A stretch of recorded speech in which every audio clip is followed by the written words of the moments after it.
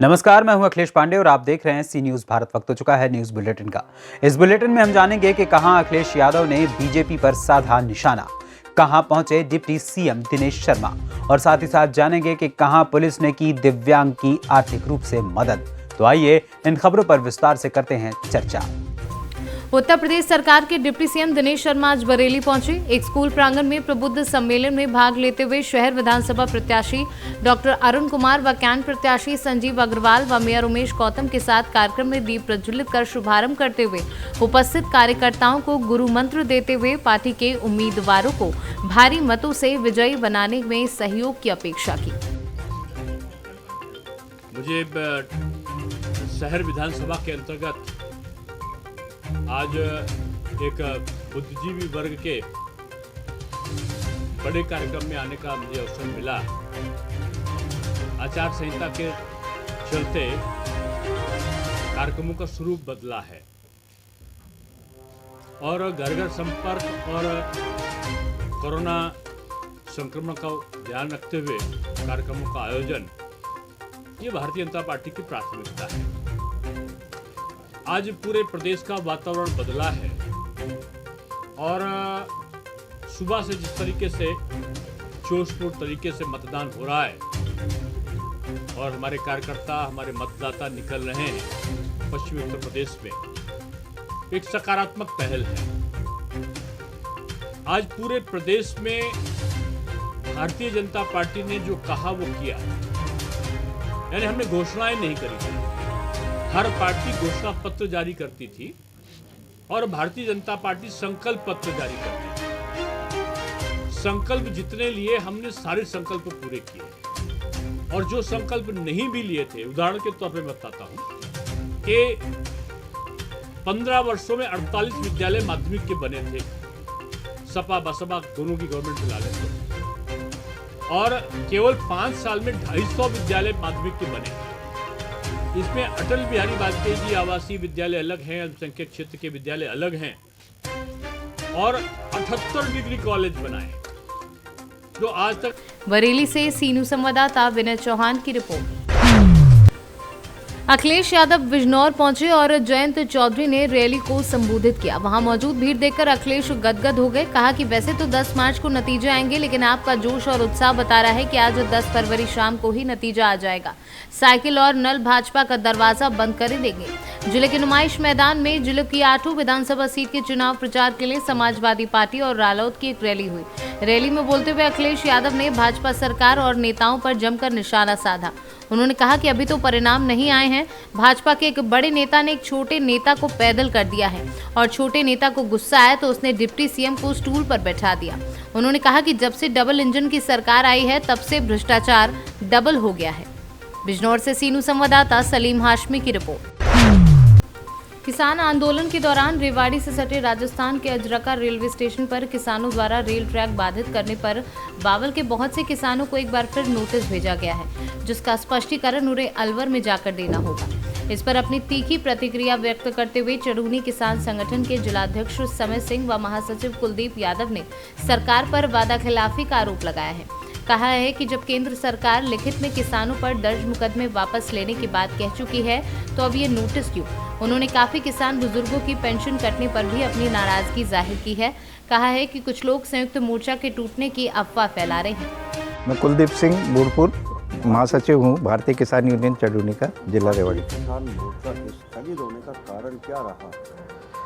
जब 2020 से किसानों ने अपना आंदोलन शुरू किया तो रेवाड़ी में भी 4 किसान संगठन काम कर रहे हैं। उन चारों संगठनों में मिलकर एक संयुक्त मोर्चा रेवाड़ी के धरातल पे भी बनाया था, जिसमें चारों संगठन ने बखूबी भाग लिया। सबका एक इकट्ठा होके और किसानों के साथ जो आंदोलन चल रहा था उसके लिए लड़ाई लड़ना था और उसी की बदौलत हमने गंगाचर टोल प्लाजा भी फ्री कराया और हमने तीनों कानून वापस करवा के विजयश्री भी प्राप्त। लगातार आप सरकार पर वादा खिलाफी का आरोप लगा रहे हैं। जिस प्रकार से अभी नोटिस मिले हैं किसानों को बावल, अब ये 9 दिसंबर को एक लिखित में लेटर देने के बाद भी कि किसानों के ऊपर जो लगाए गए हैं केस वो बिना किसी शर्त के वापस लिए जाएंगे। और अब ये जो रेलवे ट्रैक रोकने की वो थी, उस पर अब ये राजस्थान ने या हमारे बावल में जो हमारे किसान लोग गए थे अजर का, उन पे लगा के नियम कानून लगा के उनको नोटिस। किसान मोर्चा भंग किया गया, क्या कहेंगे? ये जी संयुक्त मोर्चा भंग किया गया है, इसका मतलब ये है कि हमें जब फिर आंदोलन की ज़रूरत पड़ेगी तो रेवाड़ी का संयुक्त मोर्चा फिर इकट्ठा हो जाएगा। फिलहाल सख्त किया गया है, भंग नहीं किया गया है। सब आप अपने तरीके से काम कर रहे हैं। हर संगठन, जैसे रेवाड़ी में लगभग हम संयुक्त मोर्चा के 4 संगठन हैं, हम आप अपने तरीक़ों से काम करते हैं। जब ये किसान सरकार के खिलाफ हमें कोई बड़ा आंदोलन कराया जाएगा तो कोई हमें कमेटी बना लेंगे या संयुक्त मोर्चा बनाया जाएगा तो संयुक्त मोर्चा बना लेंगे। अभी आंदोलन के दौरान जो ट्रेन रोकी थी किसानों ने और अब उसका नोटिस भी मिल गया बावल में किसानों को, क्या कहेंगे? इसकी हम भारत सरकार की भर्त्सना करते हैं कड़े शब्दों में, और ये अन्याय है, थूक के चाटने वाली बात है इस सरकार की। इन्होंने हमारे दिल्ली संयुक्त मोर्चा के नेताओं से कहे थे कि समस्त और सारे मुकदमे वापस हो जाएंगे।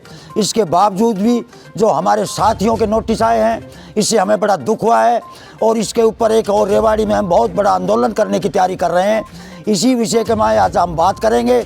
अब मैं जीआरपी रेलवे थाने में होकर आया हूँ, ऐसे तो नहीं मिले और हमें शका शुबो है। हरियाणा से सीनू संवाददाता चैन सिंह की रिपोर्ट।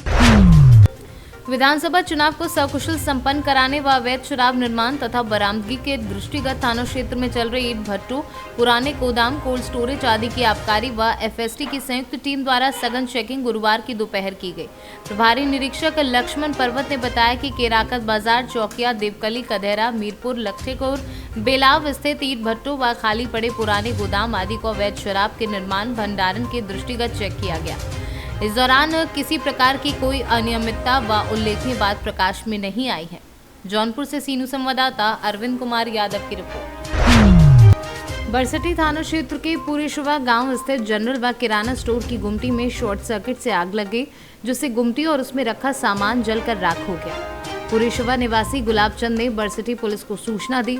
मौके पर पहुंचे थानाध्यक्ष रामसरी गौतम ने दिव्यांग गुलाबचंद की स्थिति को देख गुलाबचंद को थानाध्यक्ष ने आर्थिक मदद करते हुए कानूनी कार्यवाही हेतु इत्तेफाक दर्ज किया है। जौनपुर से सीनू संवाददाता राकेश सिंह की रिपोर्ट। आजमगढ़ स्वास्थ्य के मामले में जिले का लाइफलाइन हॉस्पिटल जीवन बचाने के मामले में वास्तव में लाइफ सेवर बन गया है। ब्रेन स्ट्रोक जैसी घातक बीमारी से मरीजों को बचाने के मामले में लाइफलाइन अस्पताल को विश्व पक्षाघात संगठन वर्ल्ड स्ट्रोक ऑर्गेनाइजेशन ने डायमंड पुरस्कार देकर सम्मानित किया है। इस संगठन ने भारत के 11 अस्पतालों को इस बीमारी से बेहतर कार्य करने में चयनित कर उन्हें गोल्ड, प्लेटिनियम और डायमंड पुरस्कार दिया है। लेकिन देश के उत्तर प्रदेश से सिर्फ लाइफलाइन इसमें शामिल किया गया है और वर्ल्ड स्ट्रोक ऑर्गेनाइजेशन ने अस्पताल को डायमंड पुरस्कार से सम्मानित भी किया है। पूरे उत्तर प्रदेश की जनता के विश्वास और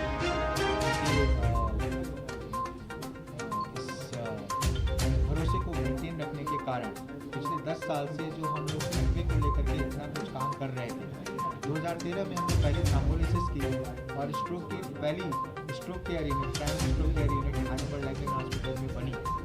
वो आज 2022 में उस मुकाम पे है कि वर्ल्ड स्ट्रोक ऑर्गेनाइजेशन ने देश के 11 हॉस्पिटल को डायमंड अवार्ड किया और उसमें लाइफलाइन हॉस्पिटल उत्तर प्रदेश का एकमात्र हॉस्पिटल है जिसको इस अवार्ड से उसको मिला है। तो इस उपलब्धि को जनता तक पहुंचाने के लिए ये प्रेस कॉन्फ्रेंस लगाई।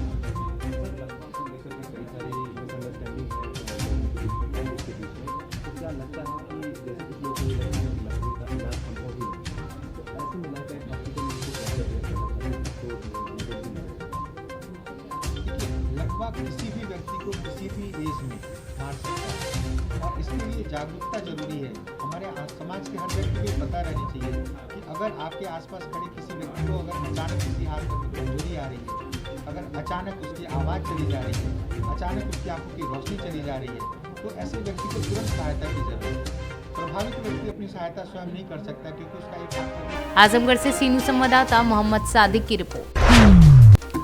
आजमगढ़ जिलाधिकारी अमृत त्रिपाठी व पुलिस अधीक्षक अनुराग आर्य ने संयुक्त रूप से आज प्रारंभ हो रही विधानसभा निर्वाचन 2022 की नामांकन प्रक्रिया की तैयारियों का कलेक्ट्रेट भवन एवं तहसील परिसर का भ्रमण कर स्थलीय निरीक्षण किया। निरीक्षण के दौरान जिलाधिकारी ने नामांकन कक्ष के अंदर निरीक्षण कर आवश्यक दिशा निर्देश दिए। इसी के साथ ही जिलाधिकारी व पुलिस अधीक्षक ने कलेक्ट्रेट में लगे बैरिकेडिंग का भी निरीक्षण किया। जिलाधिकारी ने कहा कि नामांकन प्रक्रिया के दौरान निर्वाचन द्वारा जारी किए गए कोविड गाइडलाइन का 100% अनुपालन सुनिश्चित किया जाएगा। जिलाधिकारी ने पुलिस अधीक्षक को निर्देश दिया कि सुरक्षा की व्यापक व्यवस्था की जाए एवं आवश्यकता अनुसार बैरिकेडिंग कराई जाए। जिलाधिकारी ने कहा कि मुख्य द्वार से केवल प्रत्याशी को आने की अनुमति दी जाएगी। जिलाधिकारी ने अपर जिलाधिकारी प्रशासन को निर्देश दिए कि सभी नामांकन कक्ष में लगे सीसीटीवी कैमरे को चालू कराकर चेक कर लिया जाए। स्थल है जनपद में कल से नामांकन प्रक्रिया शुरू हो रही है। उसका संयुक्त निरीक्षण डीएम साहब के द्वारा और मेरे द्वारा किया गया है। बैरिकेडिंग की व्यवस्था कंप्लीट कर ली गई है। जो 100 मीटर की परिधि का चुनाव आयोग का निर्देश है कि उसके अंदर जो अलाउड किए गए हैं लोग 1+2 उन्हीं को अंदर लाया जाए, 2 वाहनों को अंदर भेजा जाए। 100 मीटर के आगे कोई वाहन से नहीं आएगा। ये सारी व्यवस्थाएं कर ली गई हैं। फोर्स का डिप्लॉयमेंट कर लिया गया है। दूसरे दिन नामांकन स्थल का एएस चेक एलआईयू की टीम के द्वारा किया जाएगा। डीएफएमडी के डिप्लॉयमेंट की बात हो गई है। कुछ जगह पर बैरिकेडिंग की आवश्यकता है, उसको भी कंप्लीट कर लिया जा रहा है। और जितना फोर्स इसमें लगा हुआ है उसके साथ साथ एक कंपनी पीएसए भी स्पेसिफिकली नामांकन के लिए हम लोगों को मिली है, उसका डिप्लॉयमेंट कर लिया गया है। कल सुबह 9 बजे फोर्स की ब्रीफिंग करते हुए पूरा डिप्लॉयमेंट किया जाएगा और पूरी नामांकन प्रक्रिया को शांतिपूर्ण तरीके से संपादित कराया। सर क्या कितने बैरिकेडिंग बनाई गई है और क्या क्या सुरक्षा है? हमारे लगभग 19 बैरिकेड्स हैं, बैरिकेडिंग पॉइंट्स हैं, जहाँ पे अलग अलग स्तर की बैरिकेडिंग है, जिसमें किस व्यक्ति को कहाँ से आना है, किस तरफ से नामांकन के लिए आएंगे, वहाँ से कितने लोगों को अलाउ किया जाएगा। चालू होने जा रहा है, किस तरह की व्यवस्था की गई है और क्या आप लोगों ने व्यवस्था की है? देखिए, नामांकन के विषय में आपको बहुत विस्तार से कप्तान साहब ने पूरा जो कार्यक्रम यहाँ बनाया गया है, जो व्यवस्था है उसको बता दिया गया। 2-3 बातें मैं बोलना चाहूँगा। एक तो नामांकन में कोरोना की गाइडलाइंस का बहुत ही कड़ाई से पालन सुनिश्चित किया जाएगा और कराया भी जाएगा। तो मेरा सभी से कैंडिडेट से भी अनुरोध होगा और आप लोगों से भी अनुरोध होगा, इसका हम लोग पालन करेंगे। और 100 मीटर की परिधि, आयोग की 100 मीटर की परिधि एकदम नो मैन्स लैंड होता है। इसमें वही लोग अनुमन्य होते हैं जिनको पासेस अलाउड होते हैं, तो उन्हीं लोगों को किया जाएगा। जो हमारे कैंडिडेट्स हैं, उनके प्रस्तावक हैं और जो फॉर्म लेने आएंगे नॉमिनेशन का, वो सब लोग अलाउड होंगे। व्यवस्थाएं। आजमगढ़ से सीनू संवाददाता मोहम्मद सादिक की रिपोर्ट। खबर बस्ती जिले से है, जहां थाना पैकोलिया पुलिस अधीक्षक बस्ती आशीष श्रीवास्तव द्वारा चलाए जा रहे अपराध एवं अपराधियों के विरुद्ध अभियान एवं आदेश के क्रम में अपर पुलिस अधीक्षक दीपेंद्र नाथ चौधरी के निर्देशन में तथा क्षेत्राधिकारी हरैया शेषमणि उपाध्याय के निकट पर्यवेक्षण में थानाध्यक्ष पैकोलिया द्वारा प्रदीप कुमार सिंह के नेतृत्व में ओम प्रकाश भारती महफूज द्वारा परसा चौराहा के पुलिया के पास से अभियुक्त राहुल पुत्र रोहित निवासी पूरा पैकोलिया थाना पैकोलिया जनपद बस्ती को 1 अदद 12 बोर तमंचा व 1 अदद जिंदा कारतूस के साथ गिरफ्तार किया है। बस्ती से सीनू संवाददाता दीपक सोनी। फिरोजाबाद में दलित ने दबंगों पर जाति सूचक शब्दों का प्रयोग करने व मारपीट करने का आरोप लगाया है। वे पुलिस ने आरोप निराधार बताए हैं। गांव रौज में राशन की दुकान के पास बाइक को हटाने के विवाद में 2 पक्षों में जमकर मारपीट हो गई। मारपीट के दौरान दबंगों ने दलित समाज के युवक को बेरहमी से पीटा। वहीं पीड़ित ने थाने में मामले की तहरीर दे दी है। क्या नाम है? आपकी क्या समस्या लेके आप थाने आए हैं? सर, हम राशन लेने गए थे। आनंद बाजार में हमारा गाँव है और हम राशन लेने गए डीलर साहब के यहाँ पे। हमने अपनी गाड़ी खड़ी कर दी, राशन लेने लगे। पीछे से इनके भाई साहब आए, डीलर साहब के हमारी गाड़ी खड़ी थी, तो आने बोलने लगे कि गाड़ी किसकी है? भाई सर मेरी है। साले तुम्हें दिखता नहीं है, बीच रास्ते पर गाड़ी खड़ी कर देते हो। इतनी बात पर सर हमने भी सर मैंने 60 पे कर ली कि साले तुम अपनी जवान चलाओगे हमारे सामने, जवान चलाओगे। ये बात सर मैंने बोला मेरे साथ गाड़ी 60 पे इतनी मारपीट करने लगी, साले मार के बाद अपने जवान लगाएगा। आपका क्या नाम है और आप क्या समस्या लेके थाने आए हैं? हमारा नाम दुर्गेंद्र सिंह है।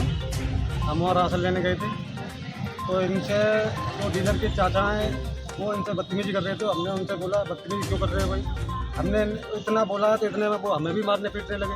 तू कौन होता है साले बोलने वाला? साले जहाँ और जितनी तुम्हारी औकात है वहीं रहो, तुम तो साले चमारो, ठीक है। और एक लड़का और आया, उसने भी गलेमान पकड़ के मुझे मारा। फिरोजाबाद से सीनू संवाददाता सन्नीश कुमार गुप्ता की रिपोर्ट।